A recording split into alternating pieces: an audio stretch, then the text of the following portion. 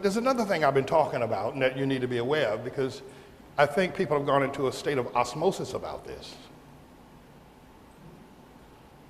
Mother Shekinah brought me a book about the building of Tuskegee, the school, and it's the land around it. And we'll talk about that at some point. And we thank God for Tuskegee and for Booker T. Washington. But my friends, when I spoke at the Oxford Round Table, I think it was St. Anthony's College, it's a conglomeration of schools at Oxford. It's not just one school, it's a whole bunch of them that do various things. They're all called Oxford. That school was built, the wall around the school and the building that I spoke in was built in the 12th century. And it was a nice building, had a nice wall around it, nice wooden gates and everything. Old is the outdoors. But imagine building a building like that stood for years. And Cambridge, and one of the things about London in general is that most of the buildings there were built in the 11th and 12th century. Some built, we went into the name of that church where Queen Mary of Scots was buried, Church of England. What's the name of that church? Who? Westminster Abbey. Went to Westminster Abbey. And it was built in the 13th century. All those old buildings. Now, I'm referencing the 11th century, the 12th century, because during that period of time, there were several phenomena going on. Most people were of the mindset that the earth was flat and that if you sail too far, you'd fall off it. But the other thing is that there had never been a white man that had set foot on the continent of Africa in the 11th, 12th, 13th, and 14th, and 15th century. No white man had ever set foot on in the continent of Africa. It had always been all black all the time. The Great Wall of China, built similar times. The Taj Mahal in India. The beautiful buildings in Russia.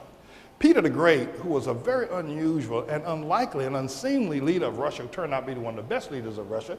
Peter the Great, tall fella, interesting, dynamic, inquisitive mind, camouflaged himself and went to England to study shipbuilding. He wanted to build ships. And Moscow had been the leading city on the west coast of Russia, the biggest nation on the planet. And Kiev and a few other cities were around, and everybody just gathered around Moscow. But Peter the Great wanted to build another city because he believed that Russia should be a seagoing nation. He wanted to build ships. So he took a bunch of people down to the edge of the Black Sea and built St. Petersburg. I don't know if you know about St. Petersburg. It is a beautiful city. It is an extraordinary city.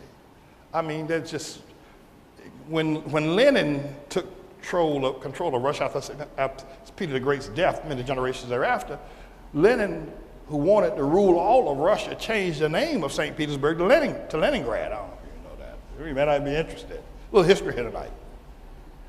But after the death of Lenin, and I forget under whose leadership it was, that the Russian people said, we changed the name of Leningrad back to St. Petersburg because it is St. Petersburg, and Lenin's ego got in his way. So it's now called St. Petersburg. But if you ever get a chance to go to Russia, don't go to Moscow. Well, go to Moscow too, because it's beautiful. But St. Petersburg, this man built one of the most beautiful working cities on the coast of where there was nothing there. And it is a showplace to the world. St. Petersburg. Peter the Great, great builder, shipbuilder, great leader, scientist. He was Russia's Benjamin Franklin. No white man ever set foot on the continent of Africa. You can't go to Africa and find anything that was built in the 11th century, 12th century, 13th century, 14th century. They're still standing today because nothing was ever built. You said, well, they had cities, they had the great Songhai kingdom, there were the Mandingo, Zulus. Yeah, they did. They had large groups, tribes, but they lived in tents and they campfired. They didn't build anything. And the nations that they built all dissolved today. There's nothing there. You can go to Liberia. James Monroe gave the Talbot family millions and ships and sent them back. You go to Liberia, go to Monroeville now, they're running around there, young boys with machine guns and cutting off one another's hands. The place, they don't pick up the garbage, dead dogs stay in the street for days. The place is a mess. It's Africa. They don't know how to do nothing. Well, the white man has kept us from building. No, white man never, listen, white man was when they were building Cambridge and Oxford and England and Taj Mahal and building St. Petersburg, no white man ever been to Russia, been to Africa. It was just in 1492 that Columbus had to convince the world that if you sail so far, you're not going to fall off. Remember, the world, everybody was pretty much thinking that this is the end of it. There's not one city you can go from North Sahara all the way down to Cape Town, and there's not one city, there's not one building, there ain't nothing. Ain't nothing. And we got to come to terms with that. Some woman pointed out to me there's a rock somewhere in Zimbabwe. Zimbabwe was once called Rhodesia. It was Zimbabwe, and it was named by Cecil Rhodes, who was a very wealthy Englishman who was one of the first that journeyed down into South Africa, even when there was fighting between the Zulus and the Afrikaners. Cecil Rhodes journeyed down into South Africa. He had plenty of money, he had made money in enterprise and business. He was just a very wealthy man. And became even wealthier in South Africa. And Rhodesia, Zimbabwe is encircled by South Africa as a nation. It's just a small nation within the nation. And Cecil Rhodes decided he wanted to take that nation for himself. He wanted to take it. There was a king there, pretty powerful. He'd fended off all the other warriors there in that region for years.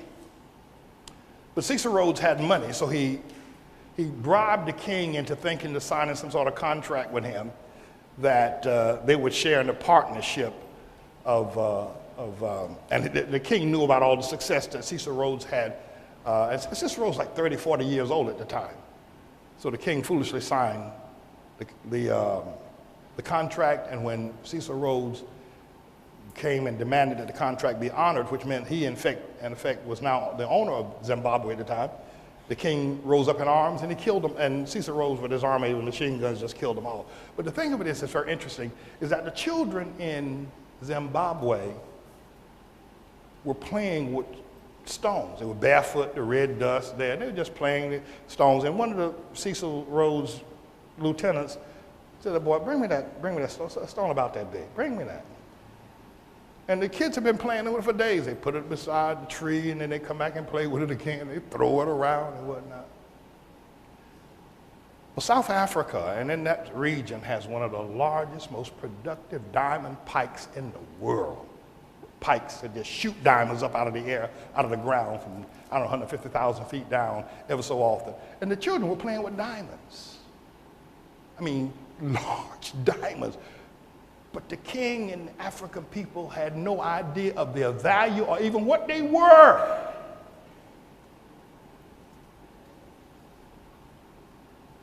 And this was back in the 19th century. It wasn't way back in the voodoo days.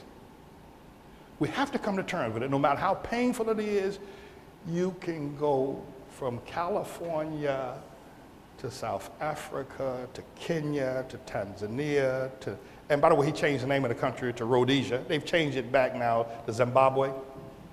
And you can't find one city that black people have built. You can find plenty of ghettos, but you can't find one city. Now, that's not pleasant. And many people will argue with me. They go, "Oh, yeah, we did build a city, but it burned down." Well, London is still standing. Hitler's Luftwaffe bombed Germany like they won't no end.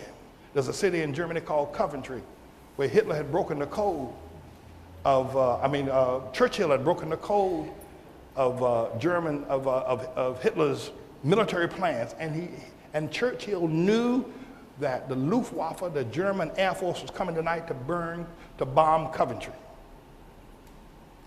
And because he didn't want Hitler to know he had broken the code, he allowed that city to be bombed, and they bombed it back to the Stone Age.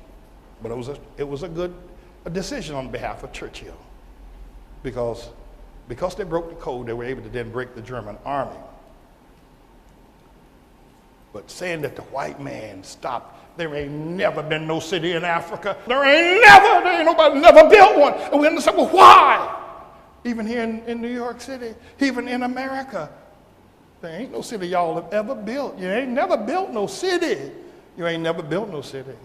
And God gave you Harlem, and I tried to tell you how to hold on to that, and you ain't got no sense about that. And you need to come to terms with this. Stop this foolishness. Stop it.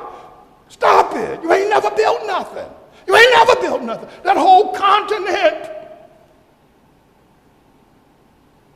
There's not one memorial, there's not one thing standing in the entire continent. But everywhere you go, to China, you go to Mexico even, you go to Brazil, and everybody's done something. There's a problem here. And we got to stop fooling ourselves and ask God to help us.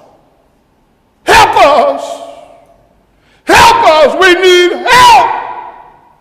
The only thing we've ever done, we did it because the white man gave us a platform upon which to do it. He helped us. He built schools for us and let us go. He built highways so we could travel.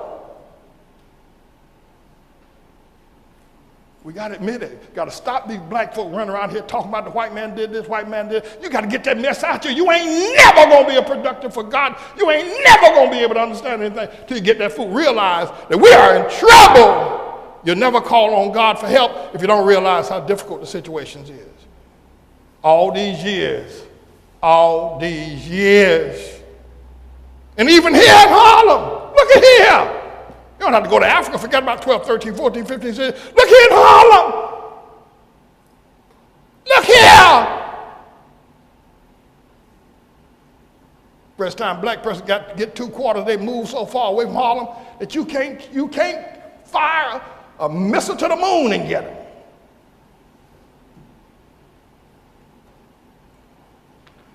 I thought I'd share those things with y'all tonight. The moment we realize, wait a minute, Pastor Man don't hate black people. He's telling us the truth. He's telling us the truth. He's telling us what's wrong with us. What's wrong with us? And one of the most beautiful cities in Africa is Cape Town and Johannesburg, but white folk built that.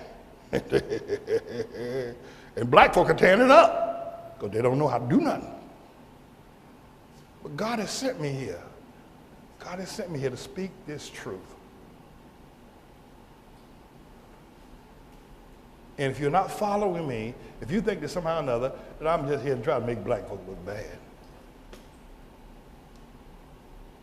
it means you don't want to know the truth, because you can't show me. You can't forget about going to Africa. You can't show me nothing here. In every place we are, there's more than 300 of us. It's a ghetto everywhere.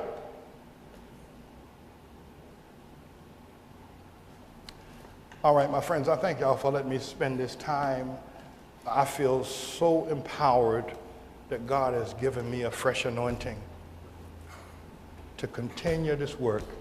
I'm excited. This work that lies ahead of us, I want you to understand the truth that we speak. Make a commitment. Stop that jigabooing that you're doing. All that stuff, that bad personality you got, all that's, get delivered. Get delivered.